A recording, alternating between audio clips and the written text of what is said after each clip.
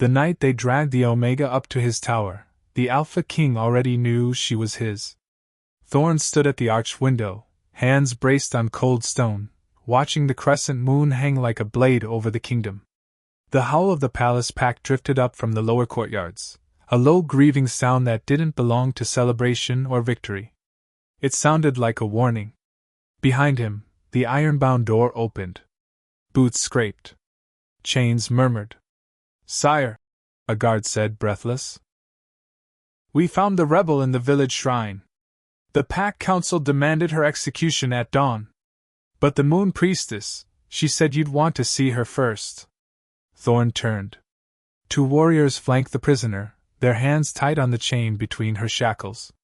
She was slight, hood shoved back, hair tangled from the climb.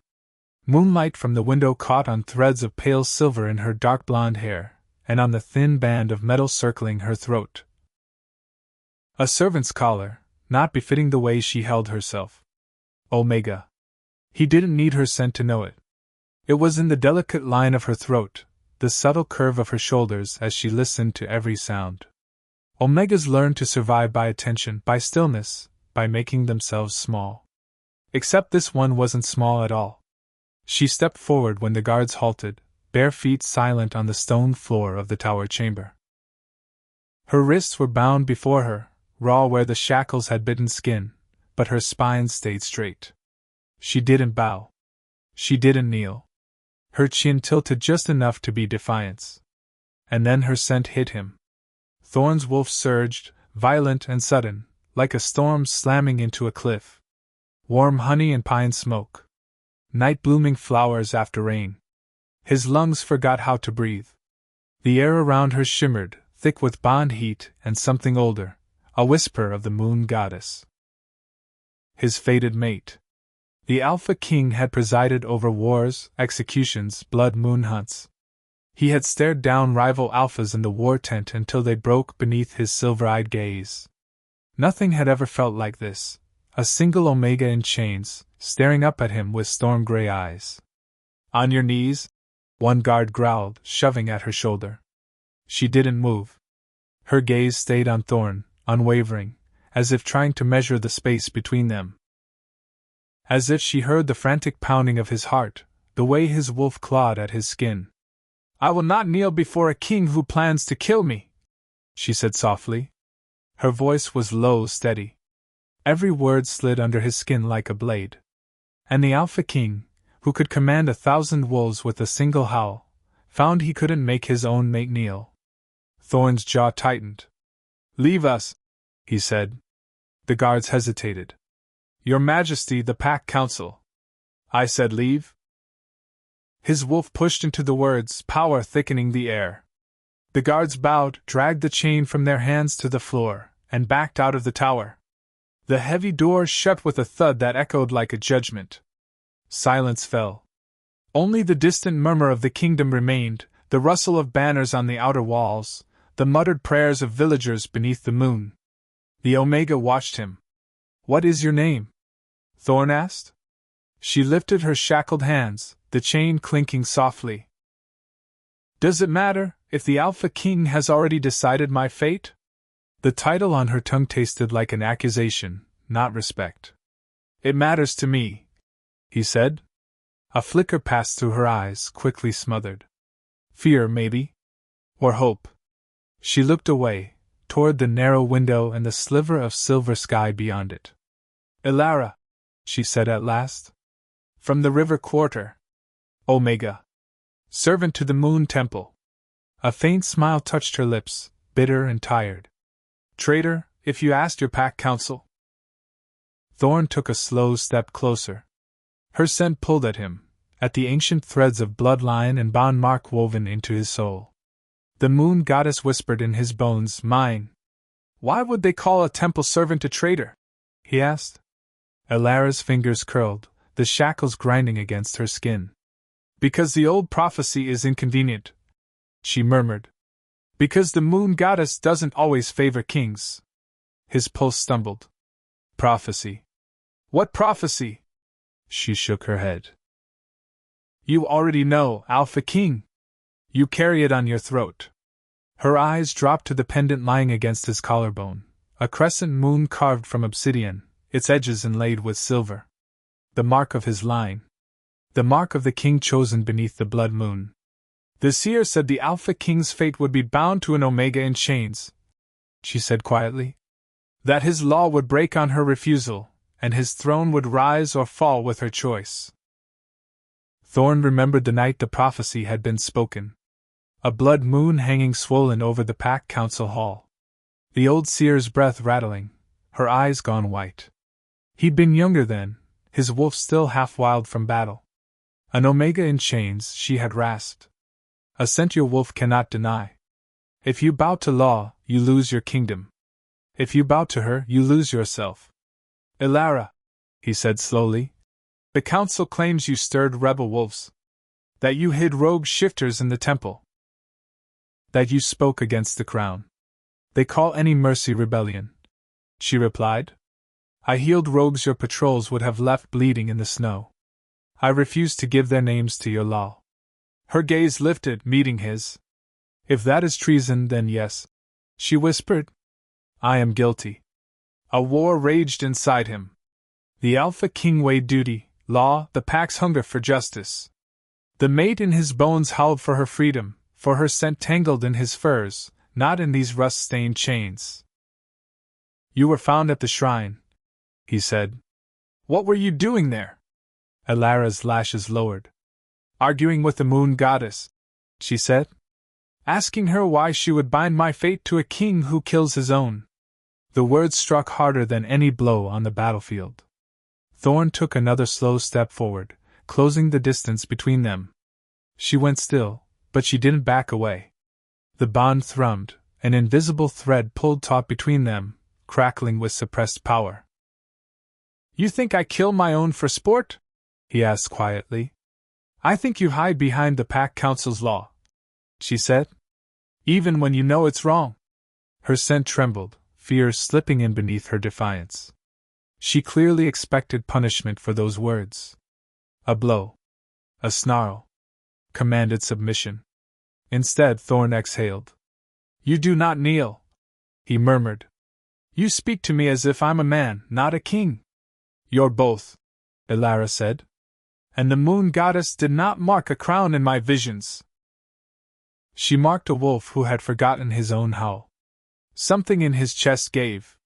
The tower felt too small, the walls pressing in with memories of war tents and execution grounds, of blood on snow and the old seer's milk-white eyes. Come closer, he said. Her brows drew together. So you can decide if my life is worth sparing? So I can see you, he replied. Slowly, cautiously, Elara stepped forward until there were only a few heartbeats of space between them. Her scent wrapped around him, wildfire and river fog, carrying the faint copper tang of fear and the stubborn steadiness of someone who had already accepted death. Thorne reached down, lifted the chain between her shackles, and felt his own hands tremble. The moon goddess had given him a choice wrapped in flesh and defiance. An Omega in chains who would not kneel. The next morning, the Pack Council howled for blood. Thorne sat on the obsidian throne at the heart of the great hall, high beneath wolf-carved pillars and banners heavy with his bloodline's crest. Moonlight filtered through the narrow windows, mixing with torchlight and the smoke of burning sage. The Pack Council lined both sides of the hall, old alphas, war-scarred betas, the high priestess in her silver robes. The law is clear, snarled Lord Hedrick, his grizzled wolf scent sharp with anger. She harbored rogues. She spoke against the crown. She spat on the moon goddess by twisting the prophecy to her own ends. The Omega must die, your majesty. The pack whispers already. Another counselor added. If the Alpha King cannot enforce his own law, the rival Alphas will. The border packs are restless. The blood moon draws near. Her execution at dawn will steady them. The High Priestess said, voice cool. A reminder that destiny does not excuse rebellion. Destiny. They spoke of it as if it were a blade to be wielded, not a bond that tightened around his ribs every time he thought of Elara in that tower cell, her scent pressed into the stone. Thorne's fingers flexed on the armrest. She's an Omega, he said. A temple servant. Not a warlord. An Omega can sway more hearts than a warlord, Hadrick retorted. They already gather at the Moon Temple doors, whining her name, begging for mercy. Let one traitor live, and 10 more follow. The hall fell quiet, all eyes on Thorne. The law was simple, written in blood and stone, upheld by every alpha before him. Harboring rogues during wartime meant death. It kept packs safe. It kept borders secure. It kept his kingdom from falling back into the chaos he'd inherited. But the old seer's prophecy whispered in the back of his mind. An Omega in chains. A fate bound to choice, not law. What if, he asked slowly, the prophecy speaks of another path? Murmurs rippled through the council, sharp as sparks in dry grass. The prophecy warns of weakness, the high priestess said. If the Alpha King bows to the Omega in chains, the throne falls. The Blood Moon will not protect him from the rival packs. Thorne's wolf bristled. You hear what you want, he said. I hear something more. That law can break. That destiny might not be carved entirely in stone. You would rewrite the Moon Goddess's will? Hadrick demanded. He met the old Alpha's gaze with cold patience. I would understand it, Thorne said, before I spill blood on its behalf. The council erupted again, voices overlapping, warnings of rebellion, of war, of rogue wolves already circling the borders. The rival Alpha in the north, Darius of the Irefang pack, would seize any hint of division. The pack needed certainty. Strength. They needed an Alpha King who stood alone, unbending. But his bone-deep certainty, the kind that had carried him through years of war, had been shaken loose by one Omega's refusal to kneel. The high priestess raised her staff, the hall falling silent. Your Majesty, she said, the execution is set. The pack expects it. If you delay, you undermine your own claim. My claim is stamped in blood and bond, Thorne replied. Not in how quickly I can kill a healer. He rose from the throne, the motion commanding silence. I will speak with her again, he said. And then I will decide. Hadrick's lip curled. The pack will not stomach mercy. Then the pack will have to remember who leads it, Thorne said. He left the council stewing in his wake, tension thickening the air like fog.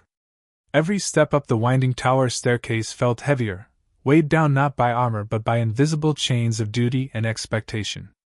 At the top, the guard straightened. She hasn't slept, Your Majesty, he murmured. She's been humming temple hymns all night. Leave us, Thorne said again.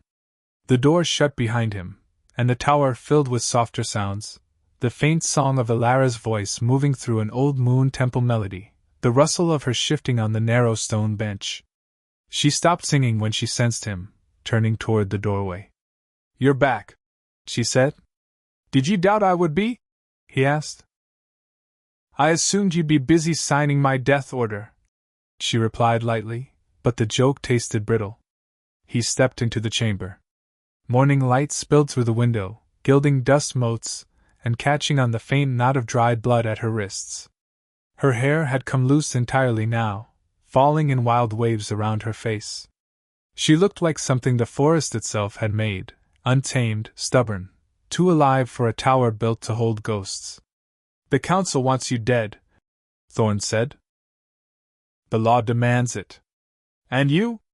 Elara asked. What do you want, Alpha King? The question struck deeper than any accusation. What did he want? Thorne, who had once wanted nothing more than a quiet border and a loyal pack, now found his desires tangled in 1,000 impossible threads. He wanted peace. He wanted an heir who never had to stand in a war tent at 18. He wanted to sleep one night without hearing the death howls of wolves he'd lost. And with a rawness that unsettled him, he wanted this Omega scent in his furs, her laugh echoing off these stone walls instead of her chains. I want my kingdom safe, he said at last. I want my pack secure. The law exists to protect that. Elara's gaze softened, just a little. And do you feel safe behind that law? He said nothing. She studied him, head tilted. The rogues I healed weren't enemies, she said quietly.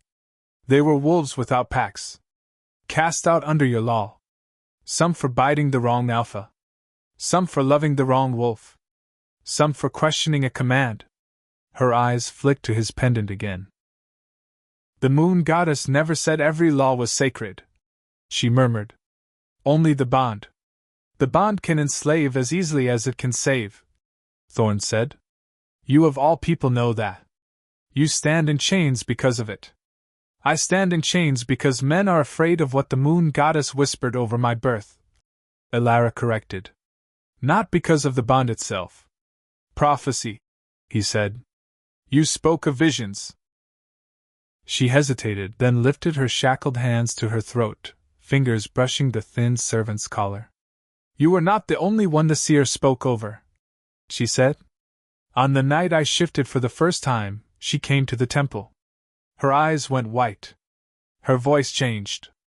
She touched my forehead and screamed. Each word painted a picture, a small village girl, Omega, trembling on temple stones while power older than law poured through the seer's mouth.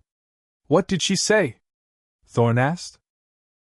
Elara's eyes grew distant, as if watching the memory play on the tower wall. She said I would smell like home to a king who had forgotten his. She whispered. That my refusal would split a kingdom. That my kiss would change a throne. Heat coiled low in his chest at the word kiss, an image rising unbidden. Elara pressed against the cold stone, his hands braced beside her head, her lips tasting of moonlight and stubborn hope. His wolf rumbled, half warning, half plea.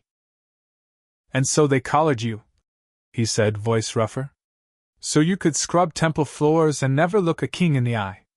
Better that than be sold as a Luna to some old alpha who wanted a prophecy more than a mate, she murmured.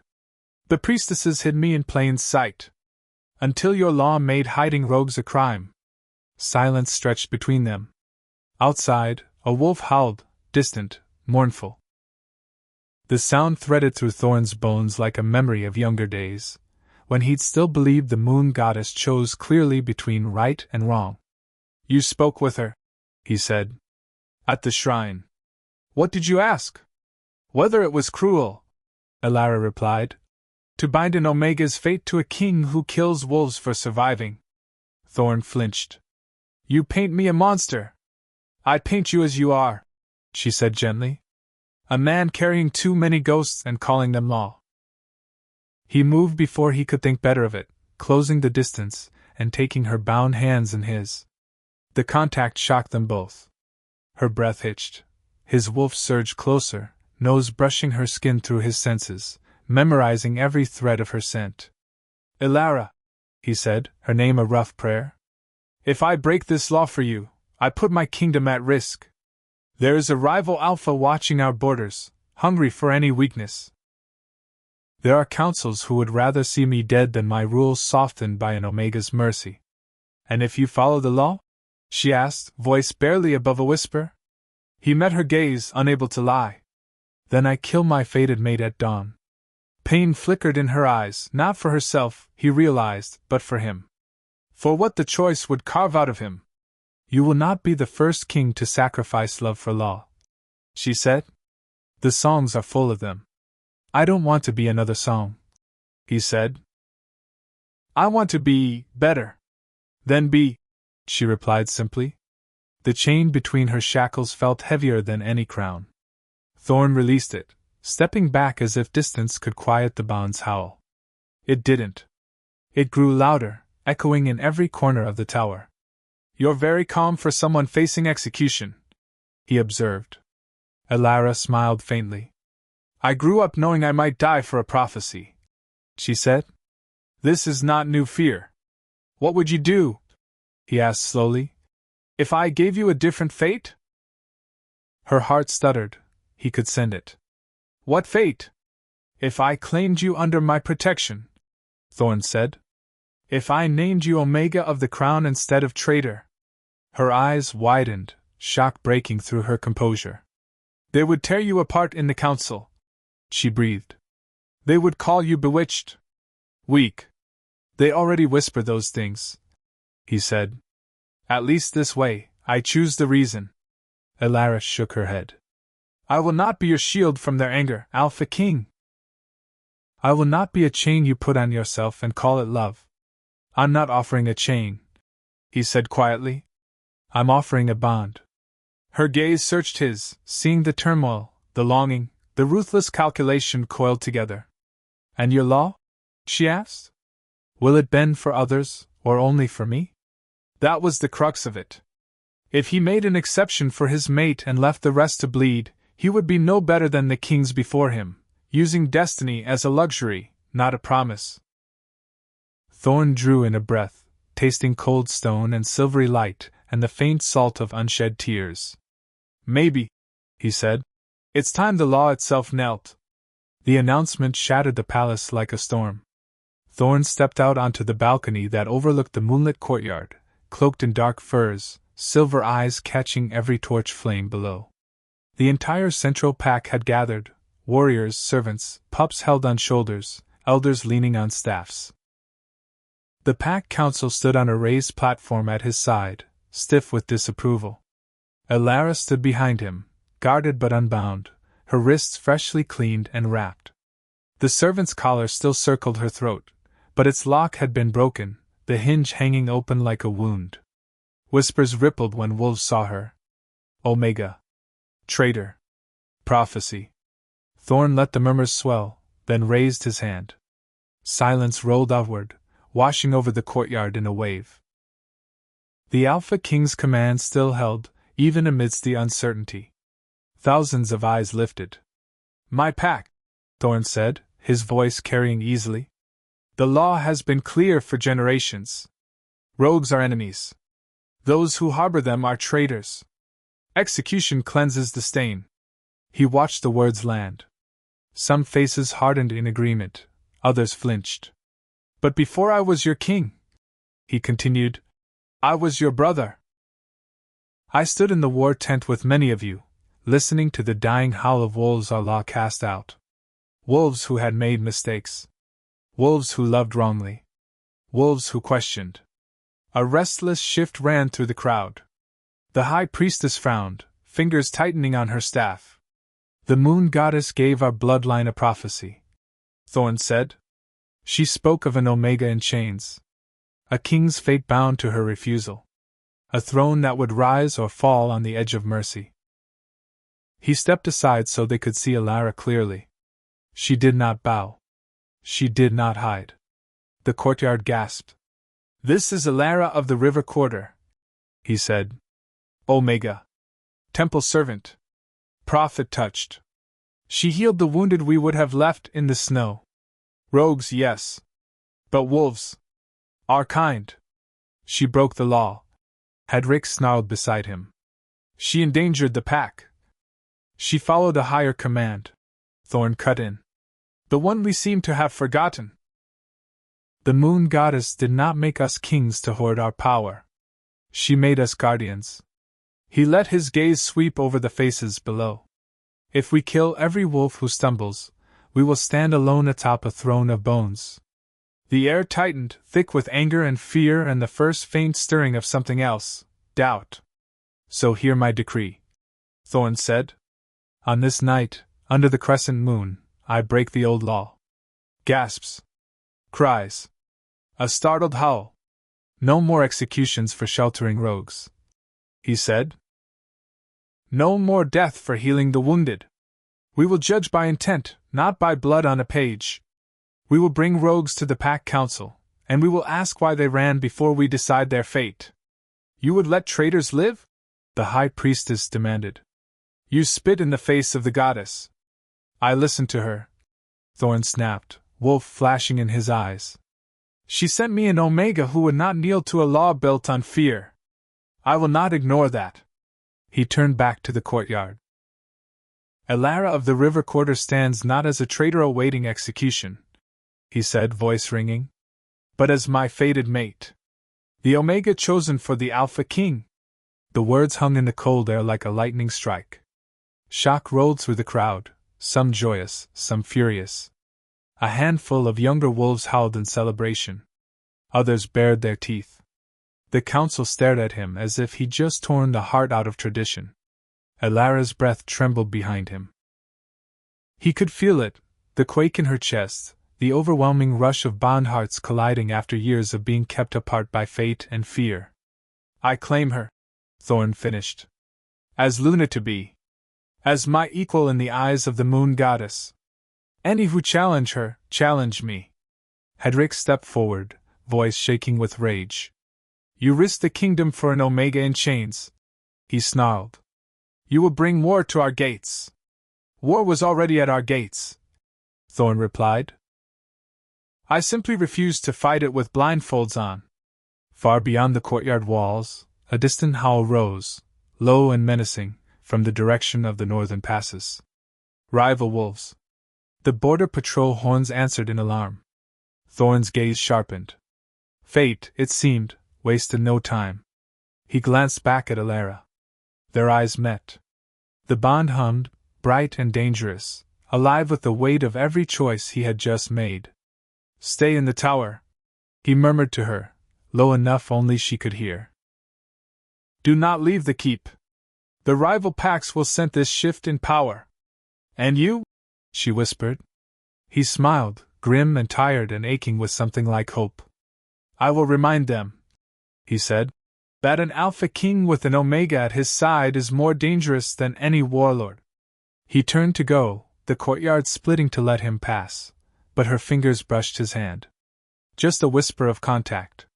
Just enough to steady his steps in a way no war banner ever had. Thorne, Elara said softly. He looked back. Don't forget your own howl, she said. His wolf answered inside him, a low, rising growl that promised blood to those who threatened his pack, and his mate. War did not come in a single clash of blades. It arrived in whispers. Border scouts reported strange scents on the wind, iron and frost and the harsh bite of unfamiliar wolves. Rogues, some said. Others recognized the stench of Ironfang, the rival Alpha's pack, pressing closer with each passing night. In the war tent, maps sprawled over the central table, pins marking patrol routes and weak points in the mountain passes. Thorne stood over them, cloak thrown back, shoulders tense. Around him, his generals argued in low, heated voices. They test us, one beta growled. They heard you broke the law. They think you've gone soft. Soft? Another scoffed. He just declared his mate under the blood of the whole pack. If anything, he's angrier than before. Anger doesn't protect borders, Hedrick snapped, slamming a fist into the table. Steel does. We should strike first. Hunt their scouts. Show them we are not weakened by this Omega nonsense. Thorne's patience frayed. This Omega nonsense is now the will of your king, he said coldly. Choose your words carefully. Hedrick bared his teeth but fell silent. A soft knock came at the tent entrance. Before anyone could snap at the intruder, Elara slipped inside, withdrawn, eyes flicking over the assembled warriors. Every instinct in Thorne screamed to protect her from their scorn, but she moved with quiet confidence, ignoring the way some wolves stiffened at her presence in the war tent. This is not a place for servants, one beta muttered. She is no servant, Thorne said. She is my mate. Elara stepped closer to the map table.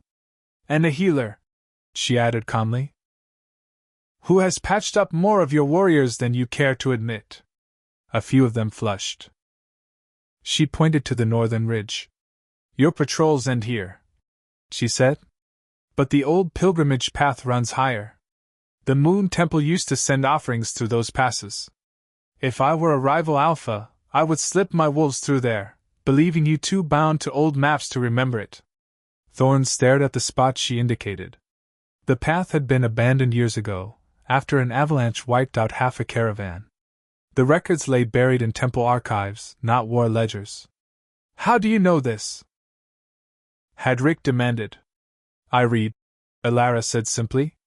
Temple scrolls. Old prophecies. Records of wolf lines and patrols before you were all chasing your first moon. The tent fell silent, considering. Thorne felt a slow, fierce pride unfurl in his chest. Not for himself.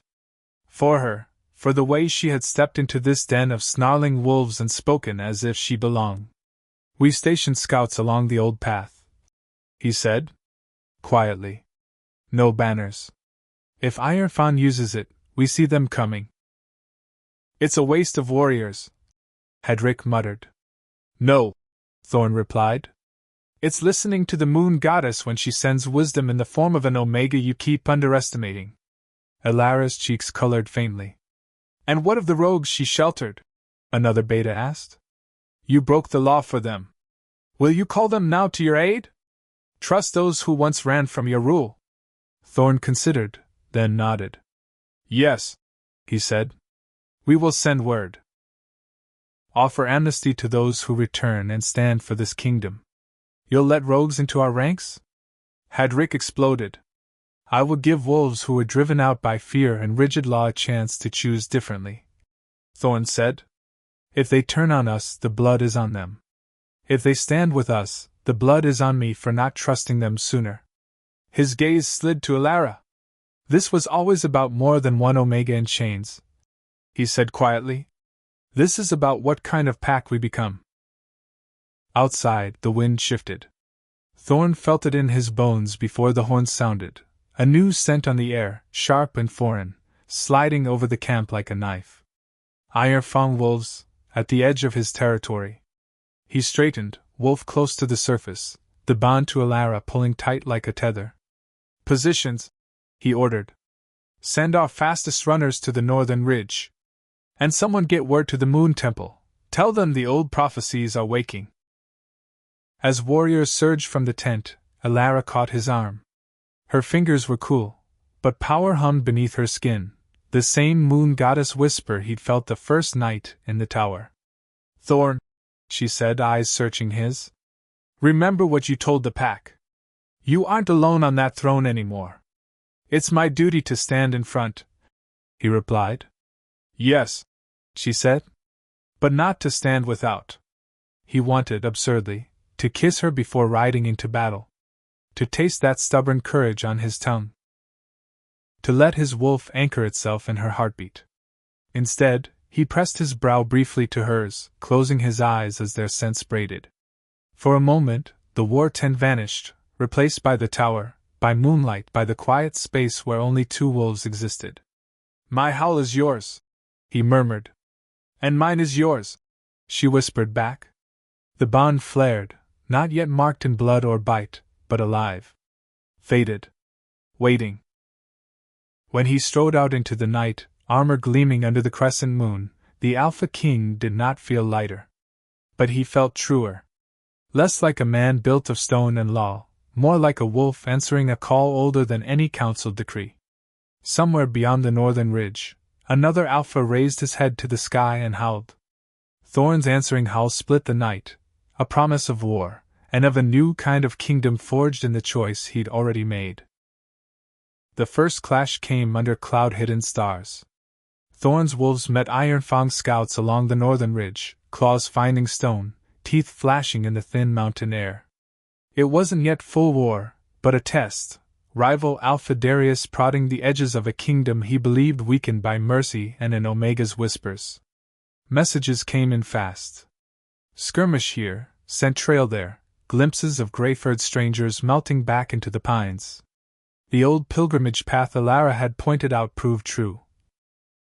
Thorne's hidden scouts caught 3 Iron Fang wolves creeping along it, their eyes bright with feral hunger. In the war tent, the reports piled up like fallen leaves. "They're probing," Thorne said, tracing a finger along the border markings.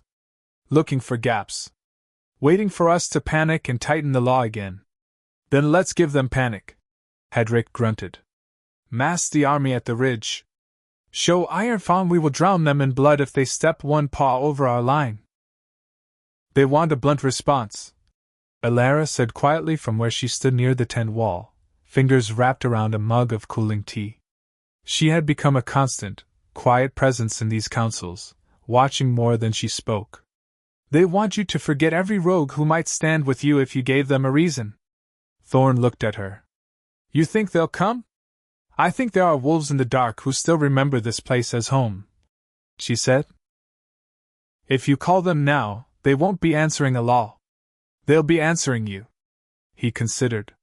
Calling rogues to his side would scandalize the council further, but the iron-fang threat was no longer something he could simply outstare across a map.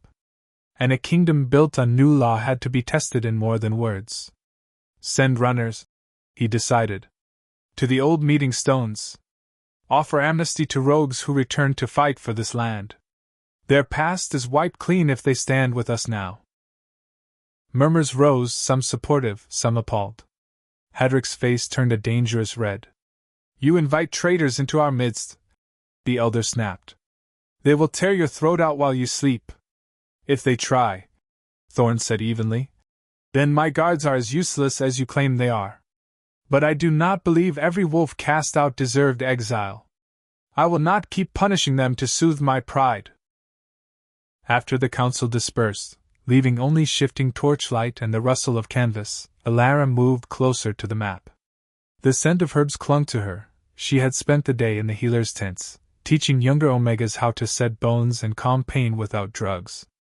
Her hands were flecked with someone else's blood, now dried to rusty brown.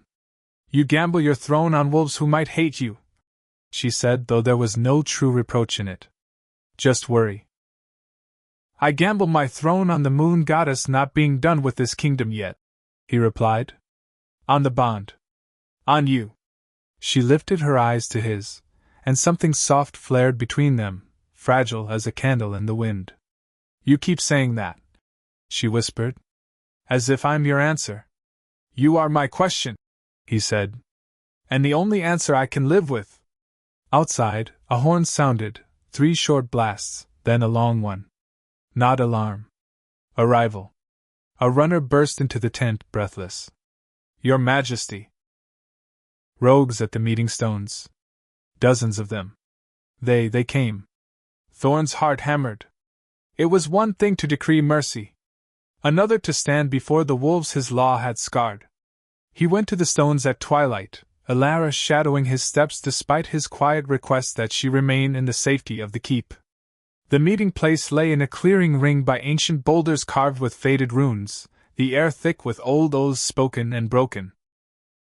They waited there, wolves with ragged fur, eyes haunted, bodies bearing scars not all from battle. Some shifted to human form as he approached, others stayed half-wolf, uncertain. A tall male with graying hair at the temples stepped forward. His scent was layered, once of this pack, now muted by years in the wild. You cast me out for refusing to kill a pup, he said bluntly. I lost my name with my pack. Now your runners tell me a different alpha sits on the throne. The same alpha, Thorne answered. A different law. He did not stand above them on stone. He stood at their level, cloak stirring in the cold breeze. Elara stayed a few paces back, but her presence anchored him. I cannot erase what was done to you, Thorne said. But I can promise this. Any wolf who stands under my banner to defend this land will no longer be rogue. You will have a place in this kingdom, even if we must carve new packs for you ourselves. And when the war is over? Another called. Will you throw us back into the snow? No, Thorne said, voice steel. That is the old way. The way that carved us into monsters and called it law. I am done with it. He felt rather than saw Elara step closer, sense mingling. Her voice joined his, clear and sure. I tended your wounds when you fled this place, she called. I heard your stories. Some of you were cruel. Some of you were unlucky. All of you were alone.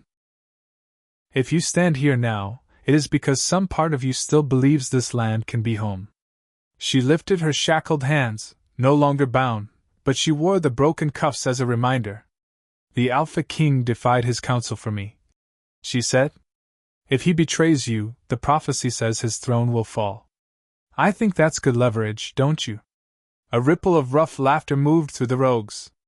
The graying wolf studied Thorne, then Elara. Slowly, he sank to one knee, not in groveling submission, but in something like acceptance. My name was Kale, he said. Alpha-born, rogue by law. I will stand for this kingdom. For now. One by one, others followed. Not all knelt. Some merely dipped their heads. But the air changed, from suspicion to something sharper. Resolve. As the crescent moon rose, Thorne felt the moon goddess watching, the invisible threads of destiny tightening. He had broken law and called home the exiled. Ironfang would not find the same kingdom they remembered. But neither would the Pack Council. The attack finally came on a night that smelled of snow. Scouts had tracked Ironfang movements for days, thanks to the rogue's knowledge of hidden valleys and forgotten paths. Darius was cunning, but he was not creative. He relied on fear where Thorne now leaned on faith. When the enemy pack poured through the high mountain pass, Thorne was already waiting in wolf form, silver eyes gleaming, fur bristling. His army stretched along the ridge, his original warriors, the newly sworn rogues, even a handful of stubborn villagers who refused to flee. Elara stood at the rear, in human form beneath a heavy cloak, commanding the healers. Her scent cut through blood and frost, a tether burning in Thorne's chest. She had demanded to be there. He had argued. She had smiled, a small thing full of teeth, and reminded him that destiny did not keep to safe places. The first clash was brutal. Ironfang wolves, marked by jagged scars and dull iron charms, crashed into Thorne's line with snarls and snapping jaws. The world narrowed to fur and fang, to snow-stained crimson, to the hot burst of pain when teeth found flesh. Thorne fought like the prophecy itself had teeth in him. Every time his wolf faltered, he scented Elara behind him, fear and strength and prayers whispered to the moon goddess between triage calls. He tore through Ironfang ranks, seeking the rival Alpha. He found Darius on a rocky outcrop, overseeing the carnage like a vulture. The other Alpha's wolf form was massive, for dark as storm clouds, eyes a cold, pitiless blue. They collided in a spray of snow and blood, power smashing power. Their howls shook the ridge. Darius's jaws snapped inches from Thorne's throat. Thorne's claws scored deep into the other wolf's flank.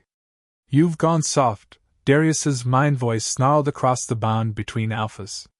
Breaking law for an omega. Calling home the trash you threw away. This kingdom deserves a real king. Thorne answered not with words, but with the image of Elara's face when she spoke of mercy. Of Kale's bent knee.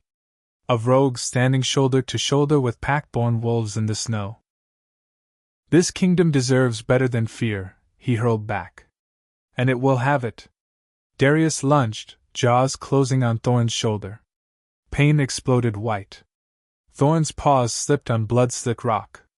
For a heartbeat he saw the future split, a throne cracked, a pack leaderless, Elara left alone amidst the ruins of his choices. No. A howl broke through the chaos, pure, high, threaded with a resonance that was not holy wolf. Every head jerked toward it. Elara stood on a boulder near the rear line, cloak thrown back, silver light pooling around her like spilled moonfire.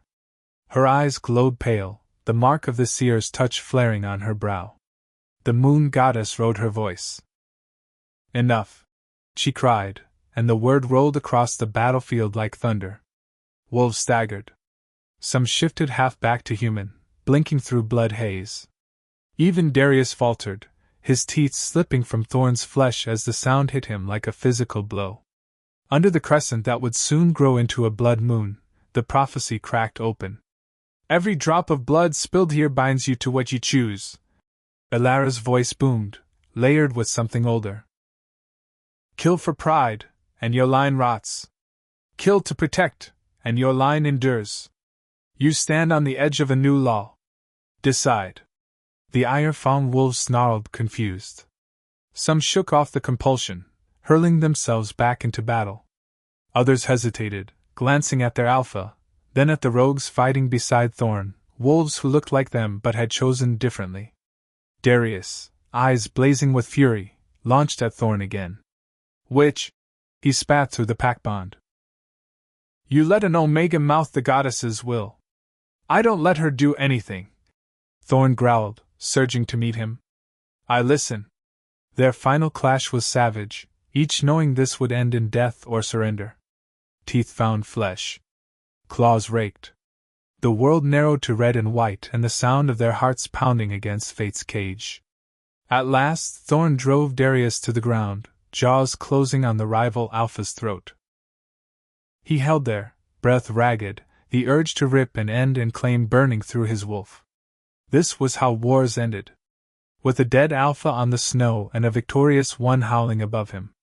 But Elara's earlier words echoed, "Will your new law bend for others, or only for me?" Thorne loosened his grip, enough that Darius could rasp air. Through the pack bond, he broadcast his next words like a decree. "I will not be the king who kills when there is another way," he said. "Yield. Call off your pack. Swear to the new law, to judgment by intent, to no more executions for mercy. Stand with me, or leave these lands and never cross them again." Darius's blue eyes burned with hate. "You expect me to kneel?" He spat, blood bubbling. Thorne bared his teeth. "No," he said, surprising himself. "I expect you to choose. The kneeling is up to you." Silence stretched. The battle around them slowed, wolves circling, sensing the pivot point. Elara's power still hummed in the air, holding the moment open like a door. Slowly, stiffly, Darius shifted back to human, bloody and shaking. Thorne did the same, looming over him. "You've gone mad," Darius croaked. "Letting an Omega reshape your kingdom. Letting rogues back into your halls." "I've gone honest," Thorne replied. "The old way gave us nothing but graves." He held out his hand. Not as a friend. As a king offering a line between war and something else. Darius stared at it, then at the assembled wolves, Iron Fang and Crown and Rogue, all watching. Something in his posture sagged. Pride warred with exhaustion. With the haunting possibility that he might be wrong. At last, he slapped Thorne's hand away. "I will not swear to your law," he said. "But I will not die for the old one either."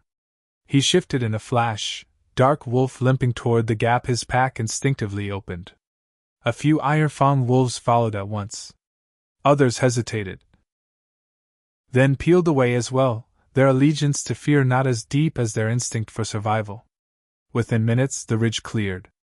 Iron Fang retreated, not with the dignity of victors, nor the destruction of the defeated. With the wary, half-hopeful gait of wolves not yet ready to believe in a world that could be kinder. The rogues who had come at Thorne's call lifted their muzzles, howls rising, not triumph exactly, but something rougher. Relief. Shock. A sound shaped around a future they might actually live to see. Thorne's knees weakened. The adrenaline left his muscles burning. He stumbled, human again, to the rock where Elara stood. She swayed, drained, the moon goddess's glow fading from her eyes. He reached her just as her legs buckled, catching her against his chest. "You always ignore my orders to stay safe," he murmured, voice shaken. "You realize that, yes?" She laughed, breathless, head resting against his shoulder. "You always make it necessary," she replied. "Besides, someone had to remind the Alphas that I refused to kneel." Blood from his shoulder wounds smeared her cloak. Her hands, still marked with other wolves' injuries, came up to frame his face. "You gave him a choice," she whispered. "You gave them all one." "I gave myself one," he corrected. "The king I was would have killed him. The one I want to be, didn't." Their eyes met, bond humming louder than any war drum. Around them, healers moved in, tending the wounded, but for a moment, the ridge was only theirs. Thorne bent his head. This time, he did not stop himself. Their lips met, soft at first, then deepening as years of swallowed instinct and denied prophecy collapsed into a single, searing point. Her scent flooded him, home, always home. His wolf settled with a bone-deep sigh, as if every battle had been fought only to reach this. When they parted, both were shaking. "The prophecy said my kiss would change the throne," Elara murmured, eyes shining. "I thought that meant ruin. Maybe it always meant this," he said. "Not breaking it. Rebuilding it." A stray gust of wind tugged at his cloak, carrying their mingled scents out over the ridge, down into the valleys, through the bones of a kingdom on the cusp of something new. Behind them, a watchful crescent moon began its slow, inevitable swell toward blood. The blood moon rose a fortnight later. By then, Iron Fang had not returned. Patrols reported only scattered scouts, more curious than hostile. A message arrived from one border pack, then another, cautious but intrigued by news of the broken execution law and the rogues invited home. Within the palace, change came slower. The pack council grumbled. Hedrick nursed his resentment like an old wound. Some wolves still spat when rogues passed them in the hallways. But when Kale saved a beta's pup from a falling beam in the training yard, when a former exile took a spear meant for a counselor on patrol, the whispers shifted. Not all at once. Not completely. But enough. On the night the moon burned red in the sky, the great throne hall filled. Torches blazed, their flames reflecting off polished stone and wolf-carved pillars. Banners bearing the crescent-marked crest of Thorne's line hung heavy, now joined by a new standard, a simple circle of silver thread, unbroken. A symbol Elara had sewn herself, hands guided by some quiet, insistent knowing. The pack gathered, fur-brushed, leathers oiled. The rogues stood among them now, not apart, some still wary, but shoulders straighter than when they first crept to the meeting stones. The moon priestesses lined the steps, chanting low. Thorne waited at the base of the throne dais, not sitting yet. His armor was clean but bore the faint scars of the ridge battle, a deliberate choice. He wanted his people to see their king as he was, marked, imperfect, choosing anyway. Elara walked toward him down the central aisle. She wore no crown of gold. Instead, a simple circlet of woven silver and wolf fur rested in her hair, catching the blood moon's glow through the high windows. Her gown was a river of deep blue, embroidered with crescent moons and tiny, pauper-like stitches along the hem. Around her neck, the broken collar had been reforged into a pendant, its open hinge a silent, shining defiance. She did not look like a Luna pulled from legend, no flawless, untouchable statue. She looked like herself.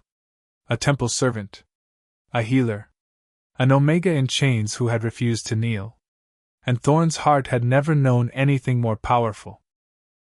When she reached him, the hall held its breath. "You know," she said under her breath, eyes dancing with nerves and steel, "this would be a very dramatic time to change your mind." "I tried that," he replied softly. "It didn't take." The high priestess lifted her staff. "By the light of the blood moon," she intoned, "we witnessed the binding of Alpha King Thorne and Omega Elara, chosen by the moon goddess and sealed by their own will." Thorne turned to the assembled wolves. "Before we bind," he said, projecting his voice, "there is one more law to break." Murmurs. The council stiffened. "For generations we have been ruled by fear," he continued. "Fear of rogues. Fear of difference. Fear of prophecies we did not understand. That ends tonight." He looked at Elara, then back at his pack. "I decree this," Thorne said. "From this moon forward, no wolf will be exiled or executed for an act of mercy. No Omega will be collared for a prophecy. Judgment will be made by councils that include Omegas, Betas, and Alphas alike. The moon goddess did not choose just one voice to speak for her." He gestured to Elara. "The Luna's voice carries equal weight to the king's in all matters of law." A sharp intake of breath from Hedrick. A ripple of uneasy excitement from younger wolves. The rogues stared as if watching the ground itself change beneath their feet. "And one more thing," Thorne added, the ghost of a smile tugging at his mouth. "The throne hall is no longer a place only for those willing to kneel." He turned back to Elara, dropping smoothly to one knee in front of her.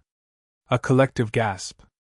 "I found my fated mate in a tower," he said quietly, but the hall caught every word. "In chains I put there by my silence. I could not make her kneel, because the moon goddess did not send her to bow. She sent her to stand beside me. To stand against me when I forget myself." He lifted his gaze, silver eyes bright. So I kneel instead, not to your rank, but to the bond. To the part of me that is better when it listens to you. Elara's throat worked. Tears gathered, turning the blood moon's light into tiny, trembling stars. You ridiculous man, she whispered, voice thick. You're going to start a trend. He huffed a quiet laugh. If we're lucky. She reached down, fingers sliding into his hair, and lifted his face to hers. Stand up, Thorne, she said, voice gaining strength. We do this together. He rose. Their wolves pressed against their skins, restless, eager. The high priestess offered a ceremonial blade, but this time, her eyes held something like respect. Blood for Bon Mark, she said. Thorne took the blade and drew it across his palm, then Elara's, their shared hiss of pain swallowed by the hall's quiet. They pressed their hands together, fingers lacing. Heat and power flared where their blood mingled, spreading up their arms in a rush that stole his breath. The bond snapped into place, not a chain, but a bridge. Images flooded him, Elara as a child on temple stones, Elara arguing with the goddess in the shrine, Elara in the tower refusing to kneel. He knew she saw him too, the war tent, the throne that had always felt too cold, the moment he first smelled her scent and understood the word home. By Fang and blood, he vowed. By throne and hearth. I choose you, Elara. Not because prophecy says I must, but because every part of me howls for you. By bone and breath, she answered. By pack and moon. I choose you, Thorne. Not because you are Alpha King, but because you listened when I told you no. Laughter, wet with tears, rippled through the hall. They leaned in, sealing the bond with a kiss. This time, the moon goddess did not simply watch. She moved through them, a warm, silver tide that washed the last shards of old law from his spine. The blood moon's light poured down, bathing the hall in crimson and gold. Wolves howled, one after another, until the ceiling trembled. When they finally parted, panting, Thorne rested his forehead against hers. So, he murmured, what does your prophecy say now? Elara smiled, slow and luminous. That the Alpha King's law will be rewritten in the shape of his mate's refusal, she whispered. And that the kingdom will be stronger for it. They mounted the steps together. Thorne sat on the throne only when she settled beside him, their hands still linked. The new banner stirred above them, unbroken circle shimmering. Kale stepped forward first, dropping to one knee. Not to the throne. To them both. Others followed, some kneeling, some simply inclining their heads in acknowledgement of a new order. In the shadows of the hall, the old seer, frail now, eyes cloudy, smiled through her wrinkles. Ah, she croaked softly, unheard by most. There it is. Not a king broken by love, but a kingdom remade by it. Outside, in the moonlit courtyards and winding village streets, wolves lifted their faces to the blood moon and howled, some with old grief, some with new hope, all with the wild knowledge that something fundamental had shifted. In the tower where it had begun, chains lay rusting on the floor, untouched. In the throne hall where it ended, an Omega sat beside an Alpha King who could not make her kneel, and no longer wished to. Thank you for listening to this Alpha King and Omega tale of prophecy, rebellion, and a love strong enough to rewrite the law. If you enjoyed this journey through moonlit throne halls, war tents, and tower cells, stay tuned. More cinematic Alpha and Omega stories, curses, bond marks, and blood moon destinies are coming soon.